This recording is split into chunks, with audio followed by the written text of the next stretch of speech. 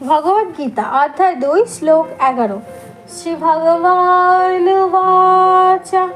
অশোচানন বশোচস্তাম প্রজ্ঞাম বাদাংশ্চ ভাষসে গতাশো ন গতাশুশ্চ ননু শোচন্তি পণ্ডিতাঃ। শ্রীকৃষ্ণের গীতার জ্ঞান এখান থেকে শুরু হয়েছে বন্ধুরা। ভগবান বলছে, হে অর্জুন, যে বিষয়ে শোক করা উচিত নয় তুমি সেই বিষয়ে শোক করছো। পণ্ডিতদের মতন আবার কথাও বলছো।